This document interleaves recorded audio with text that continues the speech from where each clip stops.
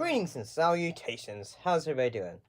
So, yeah, we're talking about we're getting back to the world of Doctor Who with the episode The Interstellar Song Contest.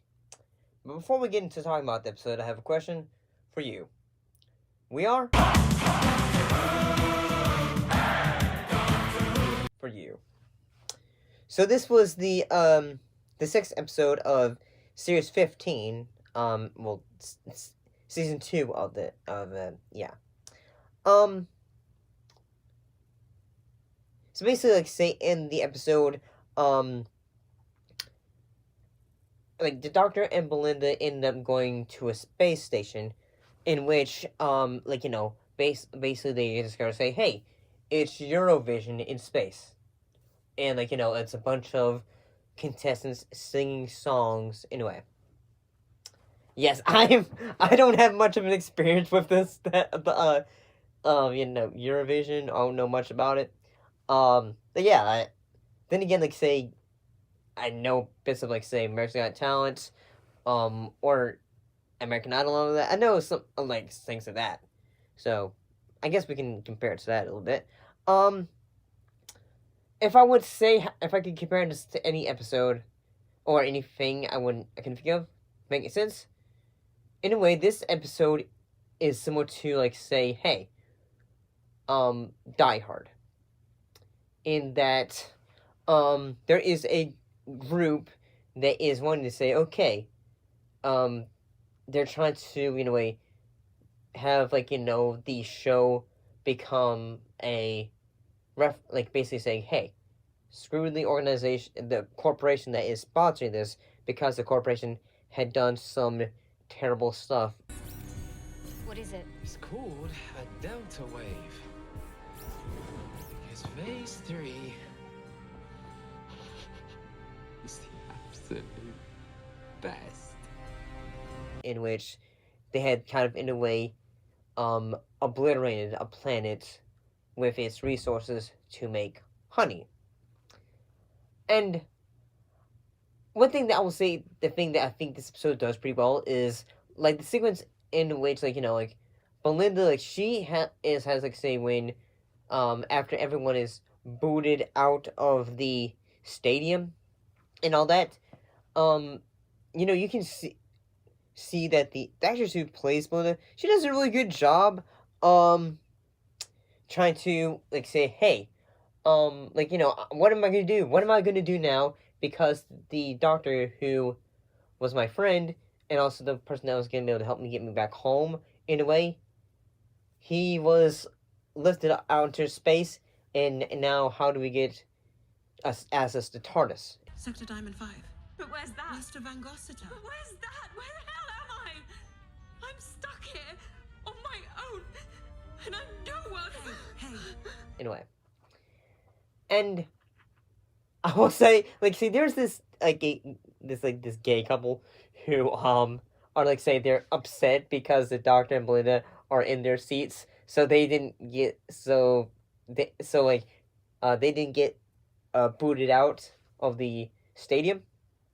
So one thing they end up doing is, they see the Doctor, and then the Doctor ends up waking up when he is frozen in outer space, and he ends up grabbing, almost a thing that looks like, it's basically a confetti launcher. So he uses the confetti launcher to launch himself forward to get back into the stadium. Or where the concert and all that stuff is happening.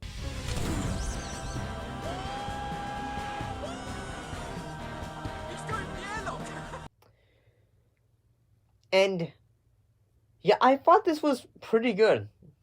One thing that it tries to, say, okay, we realize that we some folks, we kind of dropped the ball when it came to the episode from last season, when it came to the episode, with the Beatles and all that, because the episode was, in a way, saying, hey, we're gonna have the Beatles, so we're gonna have a bit of a musical-based episode. And yeah, there's not as, when it comes to it, yes, there are some musical elements to it. but there is one big musical moment, which is basically a bit of a fight song against corporation, and the corporation is sponsoring the thing anyway. And I gotta say the actress who is doing the song, I think she does a pretty good job.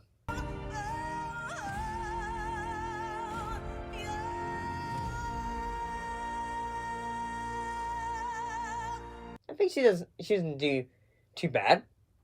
Then again, like say I I can kind of, I'm not really a like a music person who kind of knows, hey, you're not hitting your pitch or something like that to give it all that. And one actor or basically or celebrity, I would say, ends up appearing is Graham Norton, who is hologram, who basically gives like little bits of details of what is going on and all that. And I gotta say that it was really surprising how far the Doctor was willing to go in the fact that he was at his breaking point, in which like the character of the kid, he's basically about to in a way obliterate, like by using a device that when everyone watching the broadcast of the show would have a reaction, which in a way go in a way. And yeah, I gotta say, like, it kept on like say, is that who I think it is? Like whenever like he was getting frustrated, it would cut back to the TARDIS, and I thought,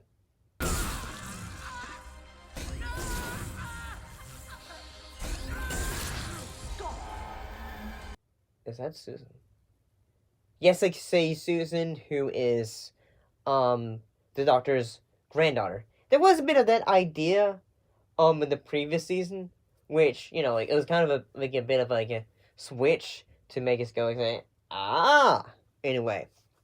So yeah, I kind of like that. I kind of like the fact that the Doctor was like this was his big like not crying moment, where he was like say, I'm really really angry moment. I think Gatwa does a pretty good job at it. The moment, but the big moment of this episode that has a bit of a spoiler, but then again, I've been kind of saying the like revealing things. So the ending of the episode is Mrs. Flood. She had been on the the space station, and I've been kind of like feeling say, okay, maybe she's like say something or other, like maybe she has always been around, because ever so often in the season she had been just popping up after the ends of every episode, where the Doctor had just like came like just walked, had just left and all that. So she is like survives, and she ends up going like saying, well, now thank you very much, dear boys, and all that. So Lethal for a time, lady. But I've got my own knack for survival. yeah, she's a Time Lord, a time lady, but there's a big but to this. Is in that she is the Mrs. Flood is actually an incarnation of the Rain. And this is a character who had originally appeared in like in Dimensions in Time. And in the 1993 was played by Katie Omar. Contempt for all other Time Lords. My contempt started long before my exile. And what do you want with me? And where's Mel? She's perfectly safe, but how long she remains so depends on you. I will say that although I really love what, like at first we can say, oh, we're gonna get a bit of a regeneration and all that, but we end up getting a bi regeneration. So there's two of them. And yeah, I gotta say, like, yeah, I thought, oh, Lord. At the same time, I'm gonna say, like, when the Doctor first ends up, seeing both of them, I have a feeling Mrs. Flood's gonna say, "Hello, dear Doctor," and he'll go say, "Huh?" But I have a feeling when, Rain, she goes, like, say, "Remember me?" I feel like that's gonna happen. I feel like she's gonna say, "Remember me?" and all that. I feel like that could happen. Could be wrong. So yeah, I'm really interested in the next episode. I am really interested in seeing what is gonna happen for the finale.